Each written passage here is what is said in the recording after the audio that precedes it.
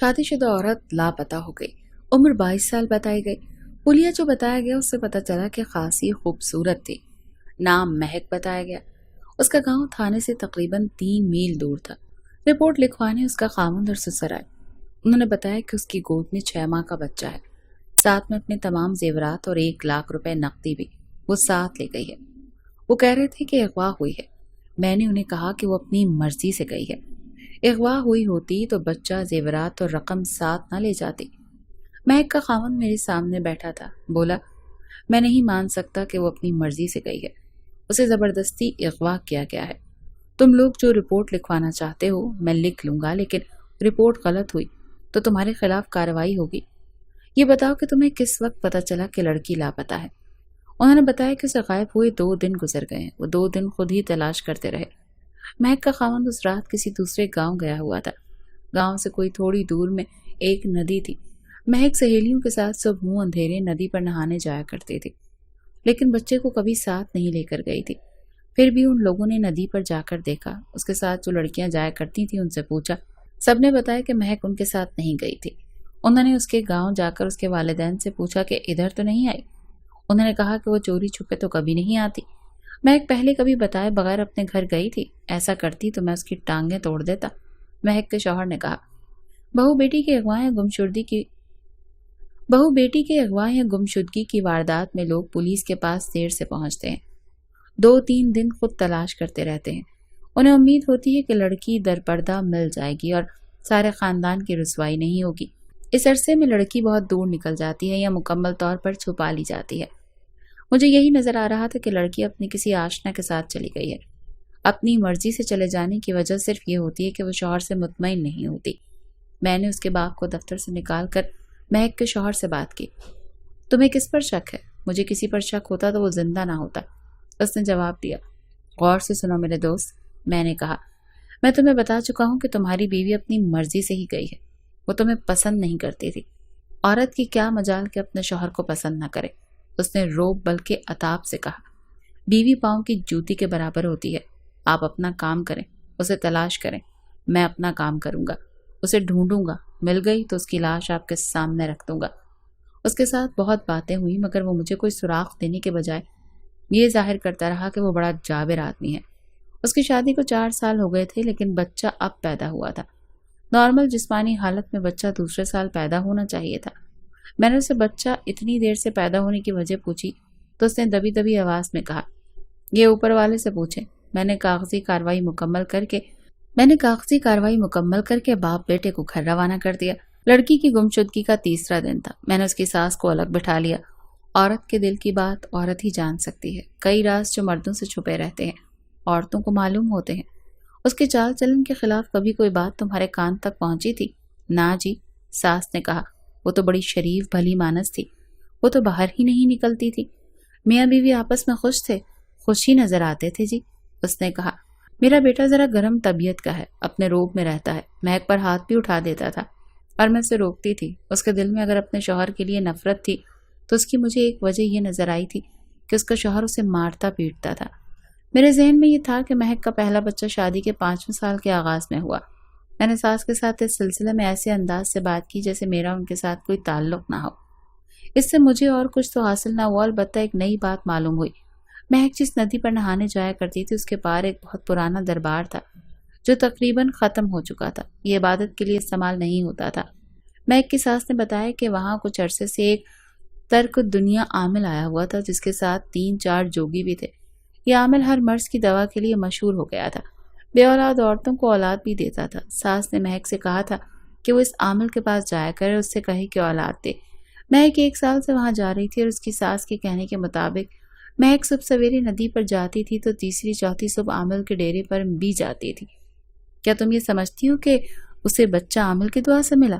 میں تو یہی سمجھتی ہوں، ساس نے جواب دیا۔ میں عاملوں کے کرتوت سے اچھی طرح واقف تھا اور مجھے معلوم تھا کہ ان ڈیروں کے اندھیرے کمروں میں کیا ہوتا ہے۔ مجھے یہ بھی معلوم ہے کہ سادھو اور پیر کی دعاؤں سے ہی بے اولاد عورتوں کے ہاں جو بچے پیدا ہوتے ہیں ان کے باپ کون ہوتے ہیں۔ میں نے اپنے ذہن میں نوٹ کر لیا کہ مہک کی گمشدگی کے ساتھ پرانے دربار کے ترک دنیا عامل کا تعلق ہو سکتا ہے۔ گاؤں کے نمبردار اور معزز لوگ میرے ساتھ تھے۔ میں انہیں کہا کہ उन लड़कियों को बुला लाएं जो महक के साथ नदी पर नहाने जाया करती थी। थोड़ी देर बाद 3 लड़कियां लाई गईं। मैंने हर एक लड़की से अलग अलग पूछगछ की, उनसे इन सवालों के जवाब लिए कि महक अपने शौहर के साथ खुश थी या नहीं, क्या वो नदी पर किसी से मिलती थी, क्या आमिल उस पर ज्यादा मेहरबान था, वो किसी और को चाहती थी। मुझे इनसे ये मालूमात हासिल हुई कि वो भी महक के साथ पुराने दरबार पर जाया करती थी। महक आमिल के साथ बैठती और उससे औलाद मांगती। कुछ दिन बाद आमिल ने ये रवैया इख्तियार कर लिया कि वो महक को अलग कमरे में ले जाता और कुछ देर बाद महक अकेली बाहर आती। इसके बाद उसने एक बच्चे को जन्म दिया। ये बात मुझे हर एक लड़की ने बताई। इसमें से किसी भी लड़की को ये मालूम नहीं था कि महक किसी और को चाहती है या नहीं। उन्हें यह मालूम था कि अपने शौहर से वो नाला थी, वो सहेलियों के सामने अपना रोना रोती थी।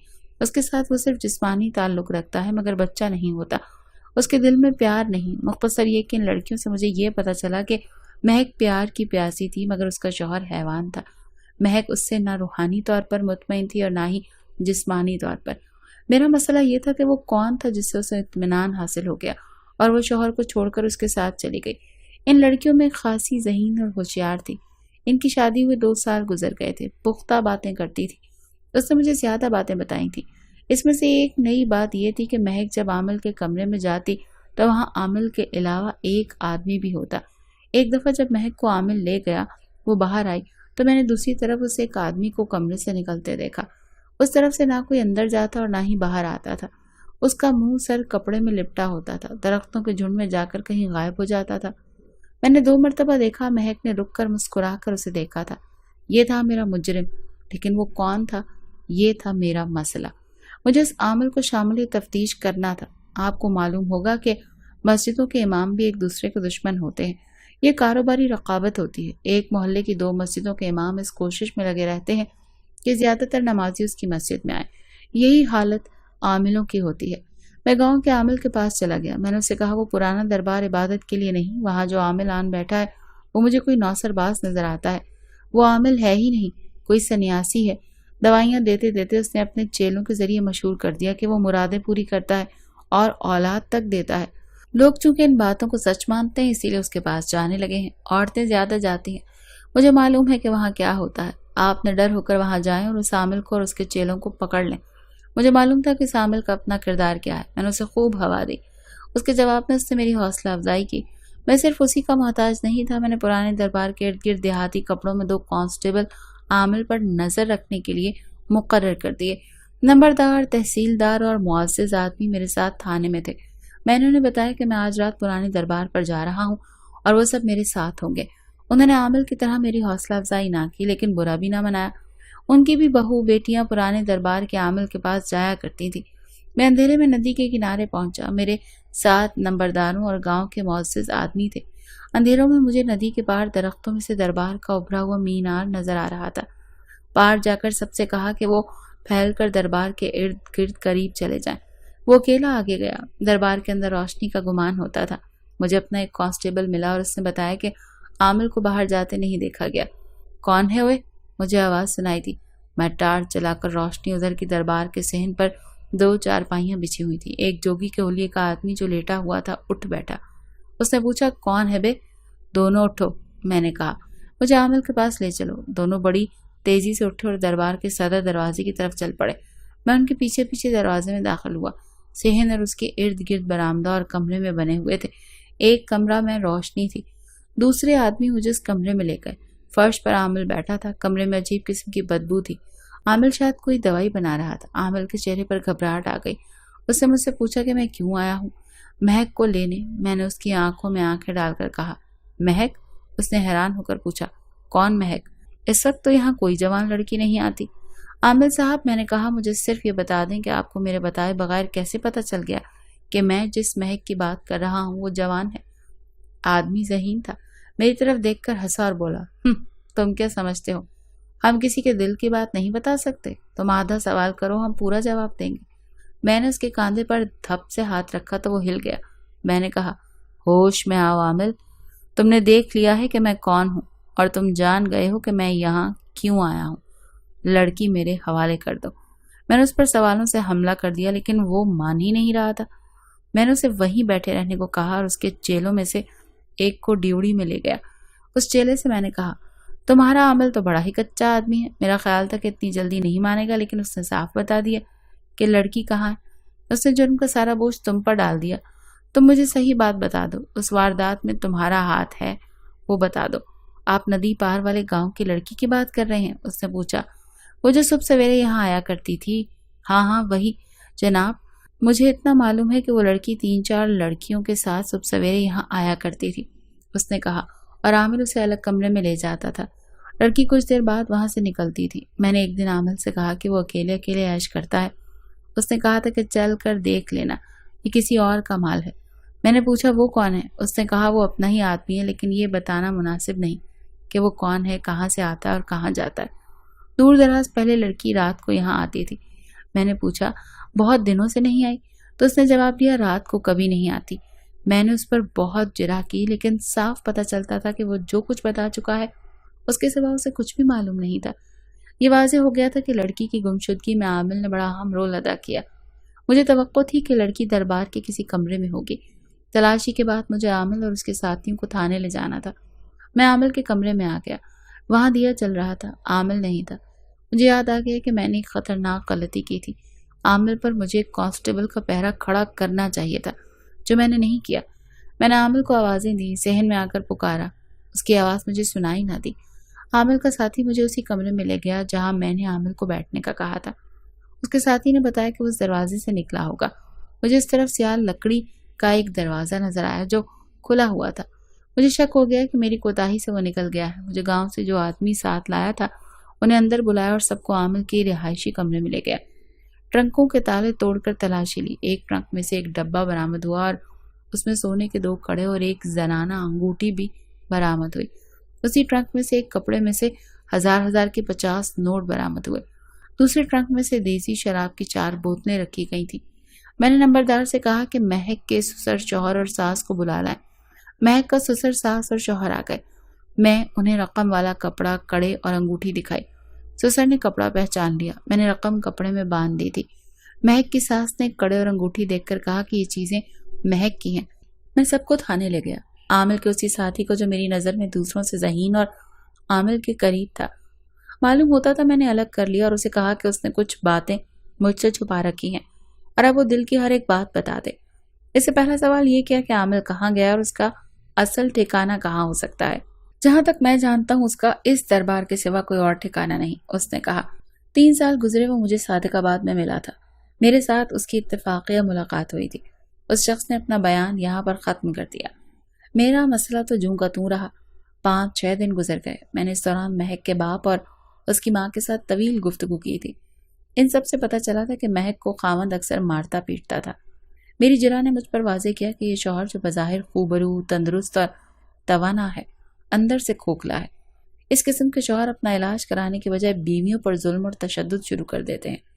اس کے ساتھ ہی انہیں دھڑکا لگا رہتا ہے کہ بیویاں ان کی وفادار نہیں۔ 6 یا 7ویں رات کا واقعہ ہے۔ میں جن آدمیوں کو دربار کے اندر اور باہر پہرے پر چھوڑ کر آیا تھا، ان میں سے ایک گھبرایا ہوا تھانے آیا۔ وہ میرا ایک کانسٹیبل تھا۔ اس نے بتایا کہ دربار کے اندر سے ایک عورت کے رونے کی آوازیں آ رہی ہیں اور ایک بچہ بھی روتا ہے۔ میں نے ASI اور چند ایک کانسٹیبلوں کو ساتھ لیا اور پرانے دربار کو روانہ ہو گیا۔ پرانے دربار پہنچ کر میں نے ٹارچ روشن کی اور آگے چلا گیا۔ ذہن میں 8-10 گز چوڑا ایک تالاب تھا۔ ٹارچ کی روشنی میں مجھے تالاب کے کنارے پر ایک عورت بیٹھی ہوئی نظر آئی۔ اس کی گود میں دودھ پینے کی عمر کا بچہ تھا۔ میں قریب گیا، دیکھا تو وہ ایک نوجوان لڑکی تھی اور بہت خوبصورت تھی۔ اس کے آنسو بہہ رہے تھے اور وہ آنکھیں پھاڑے مجھے دیکھ رہی تھی۔ میں اس سے 3-4 قدم دور رک گیا۔ میں نے پیار کے لہجے میں پوچھا، کون ہو تم؟ ڈرو مت، میں تمہاری مدد کروں گا، بیٹھی رہو۔ یہ تو مہک ہے۔ میرے عقب سے آواز آئی۔ یہ مہک کے گاؤں کا آدمی تھا۔ اسے میں نے ایک اور آدمی کے ساتھ دربار کے باہر کہیں چھپے رہنے اور دربار پر نظر رکھنے کے لیے مقرر کیا تھا۔ تمہارا نام مہک ہے؟ میں نے پوچھا۔